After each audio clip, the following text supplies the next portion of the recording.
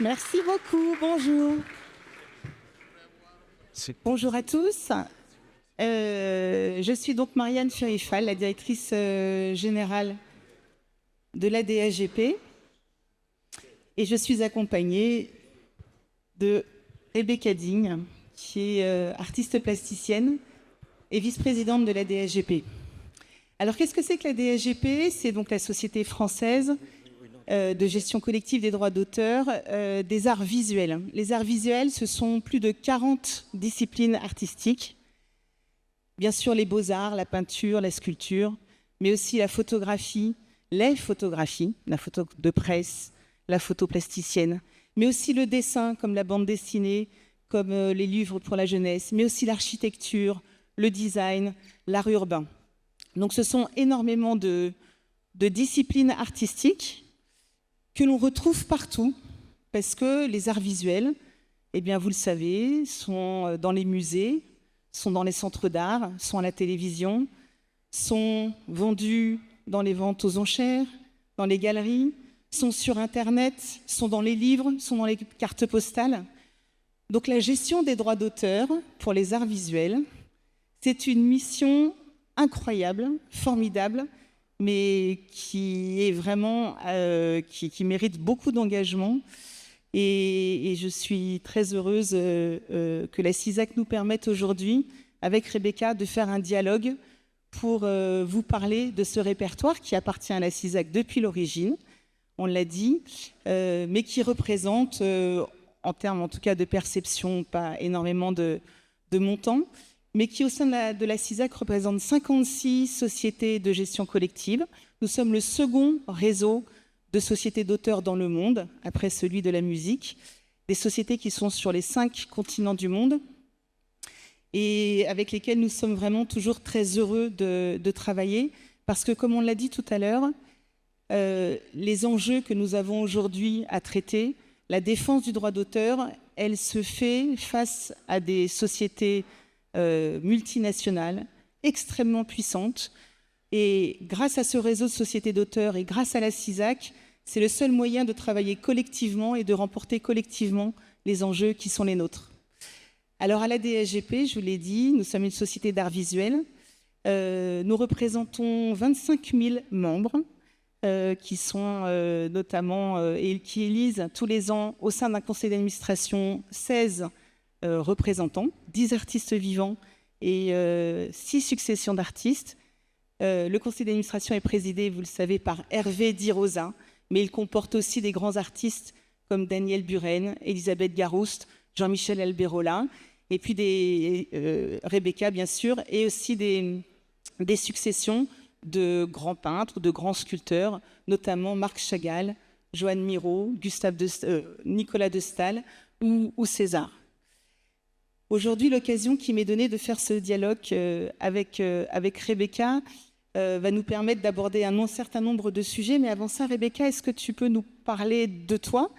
Tu es artiste plasticienne depuis 15 ans. Tes œuvres sont dans les plus grandes collections françaises, notamment au Centre Georges Pompidou, notamment dans les collections de la ville de Paris aussi. Tu as eu beaucoup d'expositions dans des centres d'art partout sur le territoire. Tu as un peu en Italie, un peu en France. Est-ce que tu peux nous parler de ta démarche et de ta carrière, s'il te plaît? Thank you everybody. Déjà, juste un petit bonjour à tout le monde pour vous dire que c'est très important pour moi en tant qu'artiste d'être ici aujourd'hui parce que c'est vraiment grâce au travail des sociétés d'auteurs, grâce à la DAGP et celle que vous représentez dans vos pays que je peux être artiste aujourd'hui, que je peux continuer à travailler.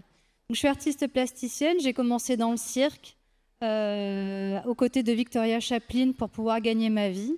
J'ai mis du temps à accepter la possibilité d'être une artiste plasticienne, puisque c'est très difficile d'imaginer, en tout cas il y a 15 ans, qu'on pouvait vivre de ce métier-là. C'est encore difficile de l'imaginer aujourd'hui, donc c'est un combat permanent. Mon travail, il pose les questions de notre précarité, de notre condition humaine, l'identité, le territoire, la perte, des questions qui finalement sont au cœur d'un monde actuel, mais aussi d'un monde passé. Ce que je voulais rajouter par rapport à mon parcours, c'est que je suis extrêmement engagée aussi auprès du musée Rodin, où on travaille sur la transmission et on a créé l'atelier Rodin pour pouvoir accueillir des enfants et des familles à concevoir, à comprendre qu'est-ce que la pratique, qu'est-ce que c'est que produire une œuvre, puisque je fais de la sculpture, mais aussi de la photographie, de l'installation et de la performance. Et on a besoin aujourd'hui de savoir que l'effort crée une œuvre et que ce sont les mains, les savoir-faire qui nous amènent à un travail, à une production d'une œuvre contemporaine.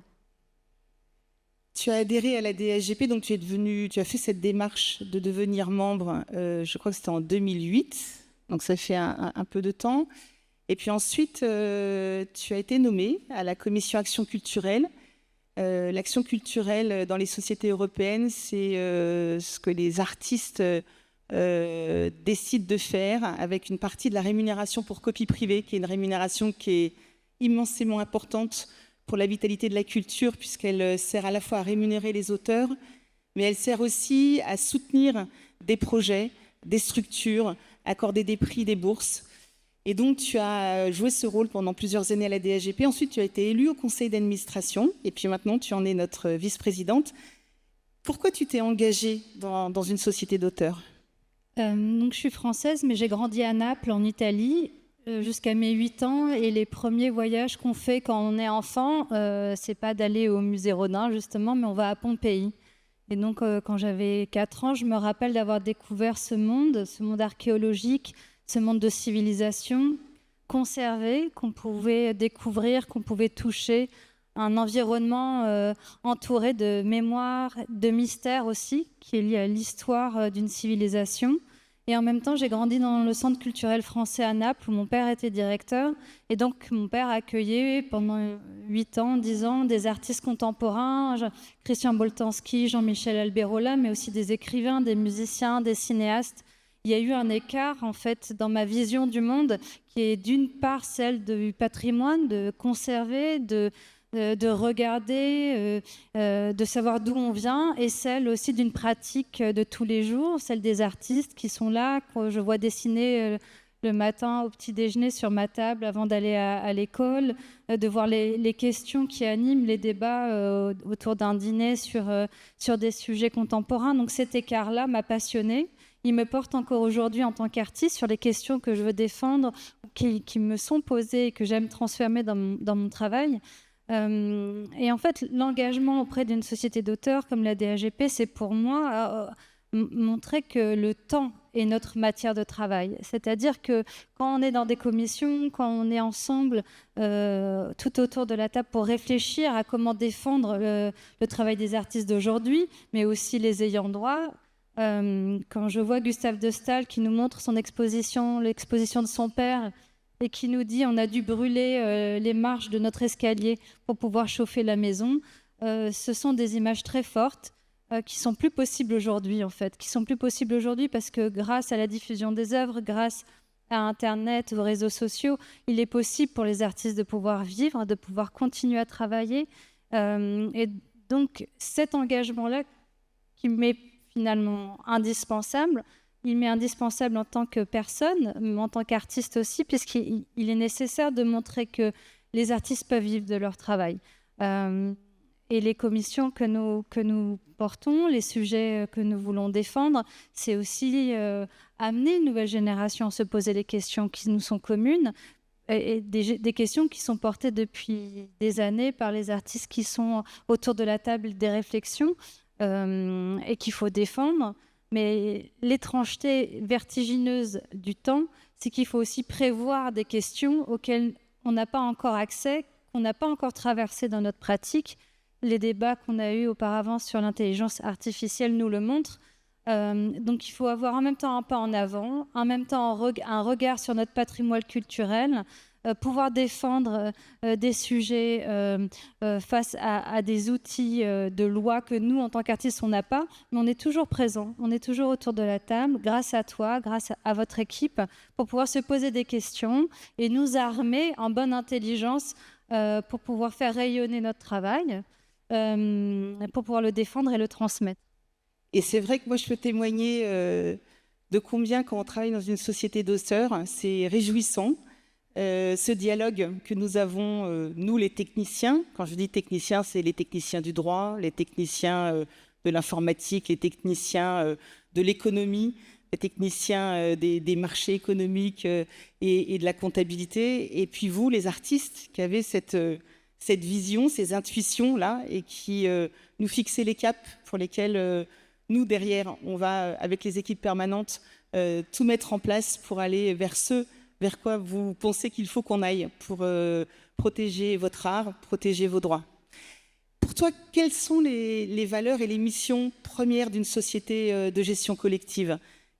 Quel est l'épure même de ce que des entités comme les sociétés de droits d'auteur doivent apporter et faire pour les artistes ? Je reviens à ma première expérience du cirque où j'étais une petite main de Victoria Chaplin, et quand elle allait faire du trapèze ou quand elle montait sur la corde pour faire le fil, on était là à côté pour être sûr qu'elle n'allait pas tomber. Si elle tombait, on était là. Donc finalement, c'est un peu ça. Nous, en tant qu'artistes, on est tout le temps à l'atelier, on est seul, on peut être accompagné par des techniciens, mais il y a un labeur, un effort qui est sans temps, sans une solitude vertigineuse.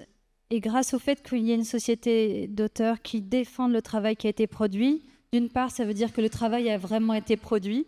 C'est-à-dire on n'est pas dans l'illusion d'un travail éphémère ou qui reste dans l'atelier. Donc le travail existe et le travail est défendu. Et c'est vrai que ces dernières années, moi je suis diplômée des Beaux-Arts de Paris, j'ai fini il y a 15 ans. Et à l'époque, on ne nous payait pas quand on faisait des expositions. C'est-à-dire que je pouvais être invitée à faire une exposition personnelle dans un grand musée et on me dit « Bon, ben, tu as beaucoup de chance d'avoir été invitée ». Je ne rajoute pas que je suis une femme, évidemment. Et qu'en échange, tu vas pouvoir avoir 15 catalogues de ton travail. Donc évidemment, depuis, il y a eu beaucoup de travail qui a été fait. En tout cas, j'ai l'impression que aujourd'hui, je suis payée pour faire mes expositions, qu'elles soient collectives ou personnelles. J'ai mon transport qui a été payé. Ce sont des faits très techniques que je partage avec vous, mais ça me permet aujourd'hui d'avoir une vision à long terme de mon travail. Ça me permet, quand j'enseigne, de rassurer les étudiants et les artistes en devenir en leur disant « Vous avez entre les mains un travail, c'est-à-dire que vous allez pouvoir défendre, vous appuyer sur une société, pas seulement évidemment, mais sur une communauté qui est là pour vous accompagner. » Et à la DAGP, depuis ces dernières années, ce qui est merveilleux, c'est qu'on nous laisse la parole, c'est-à-dire que c'est un espace comme le cirque, encore une fois, je trouve, démocratique, c'est-à-dire qu'on est des artistes qui trouvent des solutions pour des artistes. On a mis en place des commissions pour soutenir la production d'œuvres, l'archivage. C'est des outils en fait, mais des outils pour nous permettre d'avoir un travail pérenne qui reste, qui est transmis et qui est produit et montré. Tout à fait. Et vous nous montrez le sens où elle est. Et puis, nous, on y travaille avec acharnement. J'avoue que je suis éminemment heureuse de travailler avec l'équipe avec laquelle nous sommes. Le droit d'auteur, comme le dit Rebecca, dans les arts visuels, il est moins dans l'esprit de ceux qui diffusent les arts visuels. Comme si les artistes vivaient de l'air du temps, comme si les artistes, dans une vision romantique, n'avaient pas un loyer à payer, des factures, des choses comme ça. Et il faut beaucoup d'engagement, et ça, nous, on ne peut pas le faire seul. Il faut que vous nous aidiez, parce que la parole des artistes pèse éminemment plus que celle de nous, et on le voit aujourd'hui dans les grands enjeux. C'est éminemment important que les artistes montent au créneau pour défendre leurs droits aux côtés des sociétés, des techniciens, des sociétés d'auteurs. Il faut beaucoup de pugnacité parce que les sujets sont complexes. Comme je le disais à l'instant, on affronte des entités qui n'ont plus rien à voir avec les discussions que nous pouvions avoir avant avec les musées, les commissaires-priseurs, les éditeurs. Aujourd'hui, on a les grosses sociétés technologiques. On a beaucoup de mal à faire respecter la loi quand il y a une loi. Je prends l'exemple de la DAGP.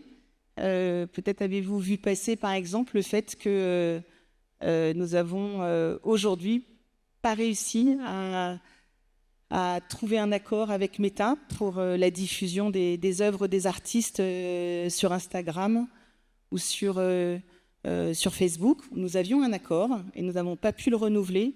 Et c'est donc des milliers d'artistes, des dizaines de milliers d'artistes de la DSGP, de nos sociétés sœurs, qui aujourd'hui ne sont pas rémunérés pour ça. Alors à l'heure où on parle d'intelligence artificielle, ça paraît peut-être extraordinaire pour vous, les sociétés musicales de la musique, les sociétés de la musique, pardon, mais pour nous, les sociétés d'art visuel, le combat, il est extrêmement féroce et le déséquilibre est incroyable dans la négociation des droits entre ces grandes sociétés et nous autres, les sociétés des arts visuels. Et c'est pour ça, plus que jamais, qu'on a besoin de réseaux comme la CISAC pour le plaidoyer dont parlait tout à l'heure Youssou N'Dour et faire avancer les choses. Rebecca, si tu avais 3 vœux à faire pour les artistes d'aujourd'hui, pour les artistes de demain, pour tous les artistes, quels qu'ils soient, peut-être quand même les artistes des arts visuels, mais tous ceux du monde entier, quels seraient ces 3 vœux? Finalement, pour faire court, je vais en dire un seul qui regroupe tout le reste. C'est la liberté de création dans le monde aujourd'hui, c'est-à-dire avoir les outils pour pouvoir produire, de pouvoir montrer notre travail et être défendu, que ce soit lié à la technologie, lié à la place de l'art dans la société et la liberté de créer. Donc voilà, merci beaucoup. Merci. Merci beaucoup. Je voudrais, pardon, avant je voudrais un mot. Vous dire que vient de nous quitter aujourd'hui une très grande dame, membre de la DSGP, qui est Marjane Satrapi. Peut-être la connaissez-vous. C'est une grande artiste iranienne qui dorénavant vivait un peu partout, mais notamment en France. Elle a commencé par la bande dessinée avec un album incroyable, Persépolis. Elle a fait un film d'animation, donc d'ailleurs elle devait être membre de la SACD à ce titre, Persépolis. Elle était aussi plasticienne puisqu'elle peignait, elle faisait des tableaux, elle faisait des estampes. Et je voudrais lui rendre hommage. Elle est partie aujourd'hui de tristesse.